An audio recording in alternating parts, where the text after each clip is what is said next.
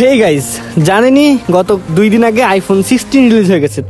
তো তাই আমি চলে আসলাম আজকে আইফোন বানাই। তো আমি একটু আইফোনের ডিজাইন করি, কিরকম হয় আপনারা ভিডিও কমেন্ট বক্সে জানাইন। তো দেখুন আমি মানে পিসিতে করছিলাম, পিসিতে ভালো হচ্ছিল না, তাই ল্যাপটপে করলাম। তো খুবই ফালতু হয়েছে গাইস।